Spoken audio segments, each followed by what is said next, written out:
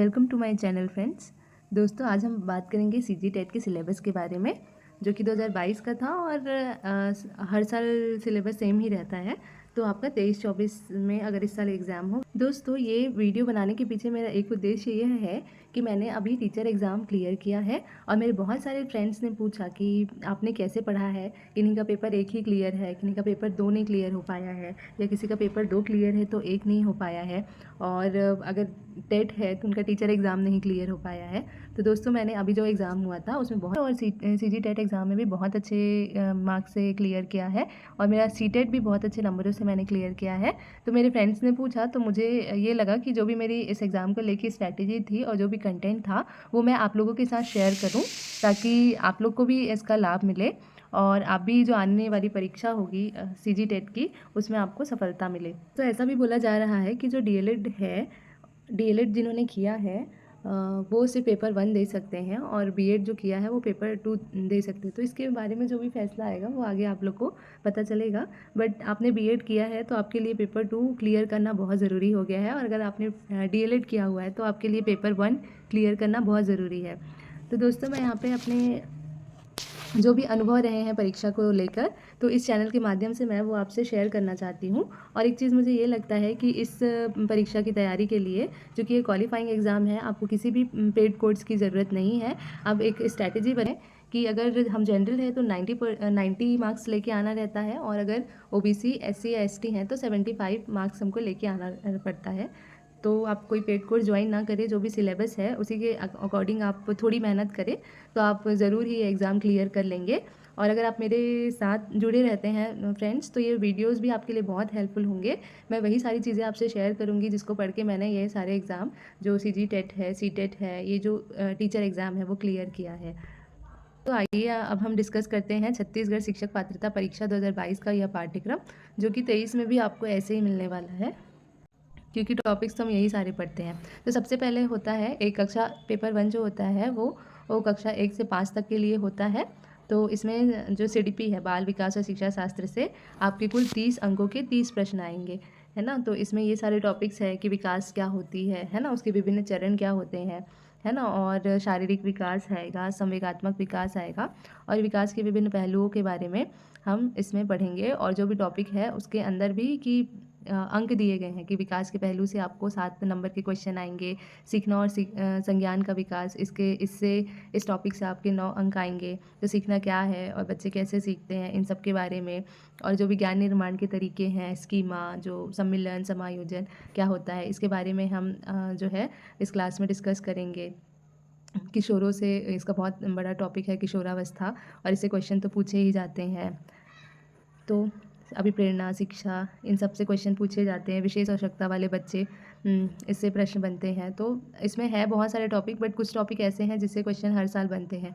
तो हम वो टॉपिक ज़्यादा पढ़ेंगे जिससे क्वेश्चन हर साल आते हैं, और हम वो सारी स्ट्रैटेजीज़ यहाँ पे डिस्कस करेंगे कि कैसे आप जो है सही, अगर आपको क्वेश्चन नहीं भी आता है तो आप कैसे सही आंसर तक पहुँच सकते हैं। फिर ये आता है हिंदी। हिंदी का वही टॉपिक है जो हम हर कॉम्पिटिटिव एग्ज़ाम के लिए पढ़ते हैं, और लगभग पेपर 1 पेपर 2 दोनों में आपको जो हिंदी का सिलेबस है वो सेम मिलेगा। और जो भी लैंग्वेज का पेपर होता है तो एक में वही कि उसका ग्रामर होता है, और दूसरा ये है कि विषय की पैडा, जैसे हिंदी शिक्षण के बारे में पूछा जाएगा, अंग्रेजी है तो उसमें ग्रामर होगा और अंग्रेजी शिक्षण के बारे में पूछा जाएगा। तो इस तरीके से अंग्रेजी के आपको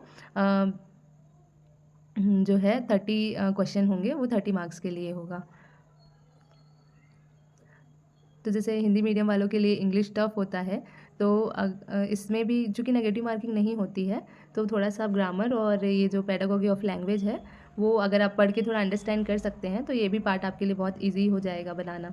फिर आएंगे यहाँ पे गणित के क्वेश्चन, जिसके कुल 30 प्रश्न होंगे, और इसमें भी गणित की प्रकृति, गणित सीखना, सिखाना व आकलन, है ना, और जो भी हम न्यूमेरिकल क्वेश्चंस जो है वो इन टॉपिक से पूछे जाएंगे।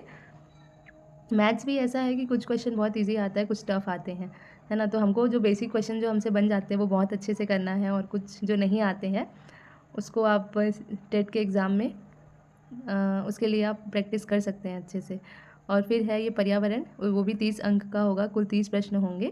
पर्यावरण के क्वेश्चन भी इजी आते हैं क्योंकि हम जो है इन सब चीज़ों के बारे में पहले से पढ़ रहे हैं। तो आपको कुछ क्वेश्चन देख के लगेगा कि आप ये बना सकते हैं।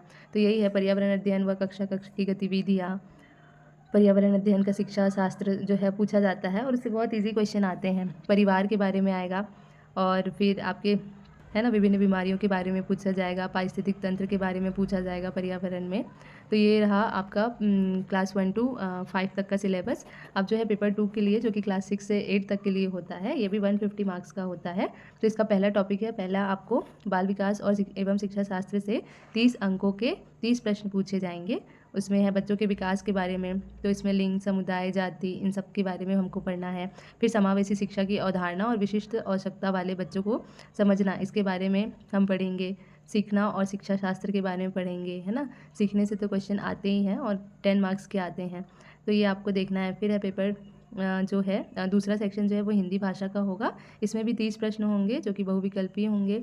और फिर वर्णमाला, शब्द विचार, पद व पदभेद, वाक्य परिचय, ये सब। तो अंग्रेज़ी में अगेन वो कॉम्प्रीहेंशन का सेक्शन है और पेडागॉजी का है।